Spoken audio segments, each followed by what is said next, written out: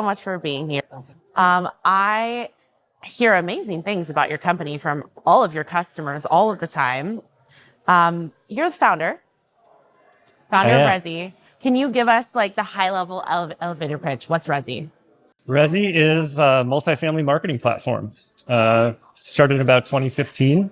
Spent years cutting our teeth with new development lease-ups and figuring out how to have the flexibility and customization needed to meet the needs of marketing for those types of projects, and have now created a software platform for managing your web presence in kind of one spot.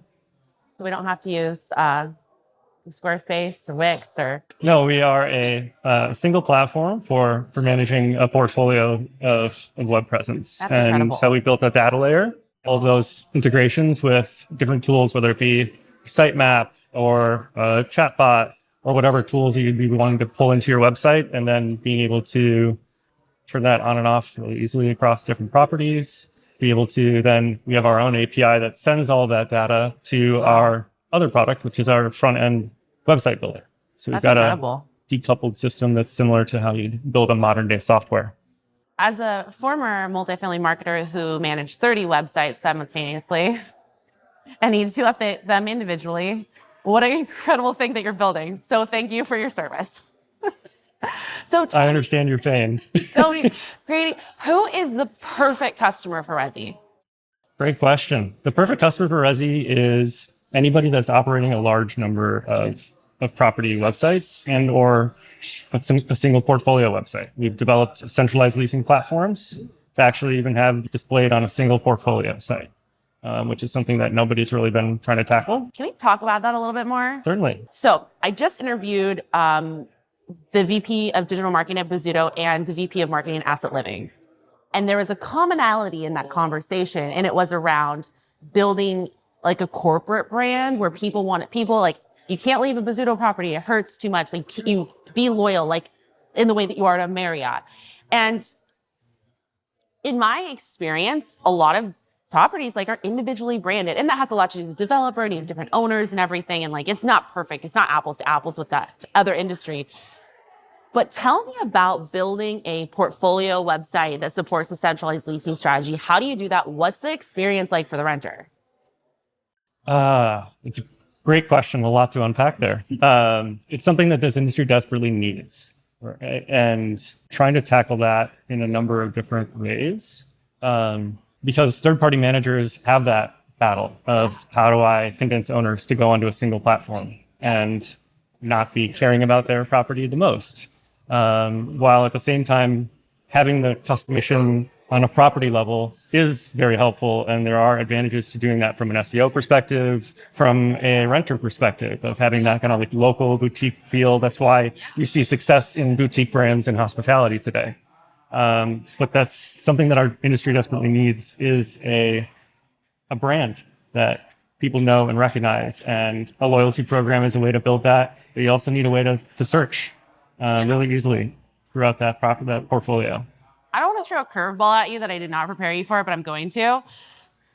Search is changing. I'm an SEO girly. Like, I used to work with a guy that was like the Olivia Pope of SEO, and I would build websites for him on Squarespace because it was not multifamily. It was like a little side hustle. And so we were so focused on it and like getting this person's name to rank for this thing and not some like bad thing that they did, which is what we were doing.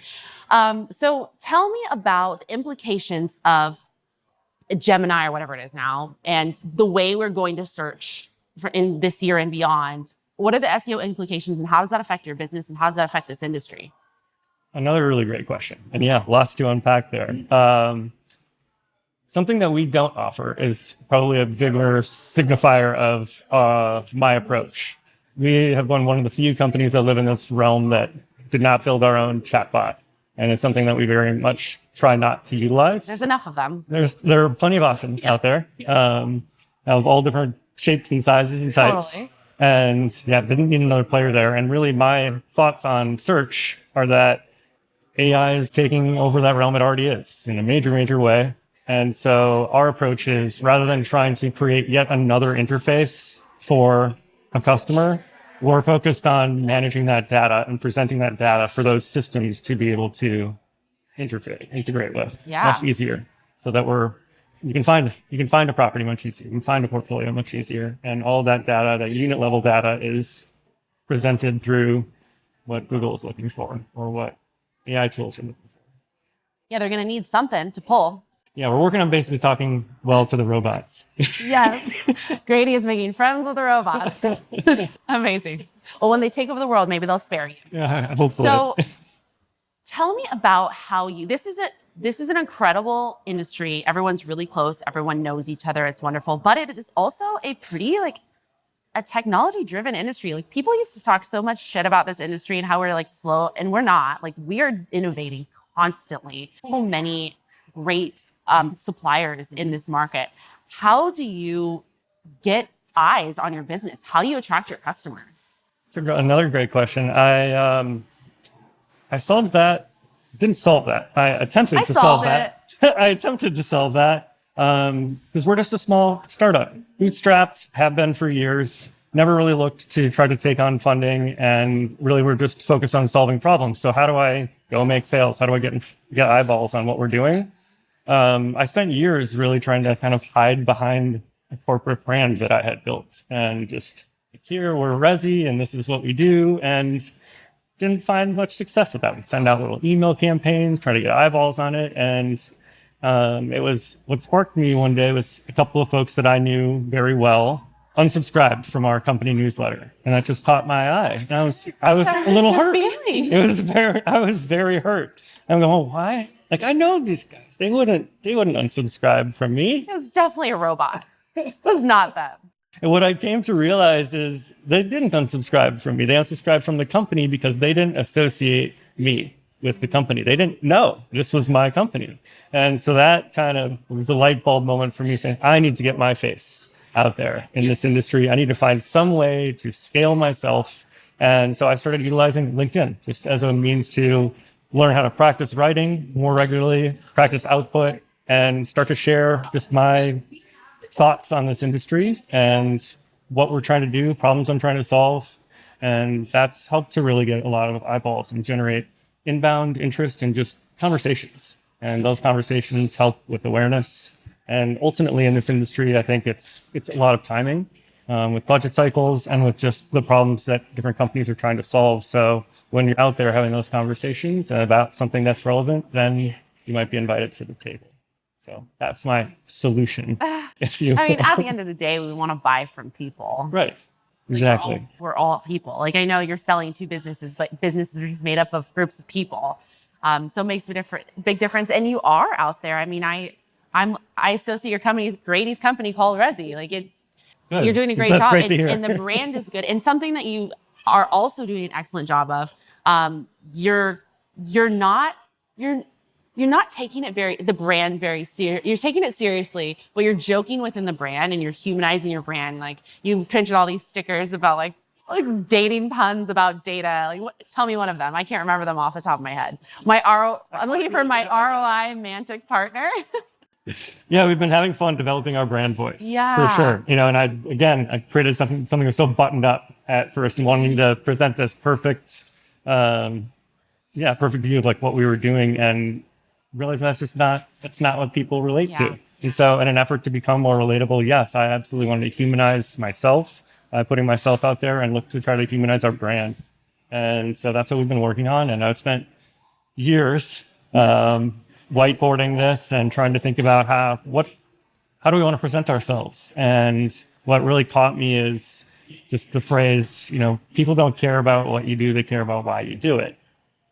And that has really stuck with me. And I figured, well, in this industry, you're looking for people want great technology. There are a lot of great solutions. Ultimately, they want to work with somebody that they like and that they enjoy, and that is a great partner. And so I extrapolated on that concept and said, all right, well, what if that's how we market, instead of trying to market our products and the things that we're doing and what we're trying to do. Yeah. And so I said, we have built beautiful websites. We're making smart data connections, and we're a great partner that's going to have their back, kind of like a great partner in real life. Yeah. And so I said, let's play off of that. And so that's what we've been doing, is creating some fun puns around we're a great partner. Yeah. So You know, and you're not just working with the multifamily. I mean, I've heard a rumor that you're working with Tara Samuels on her website for her mentor group.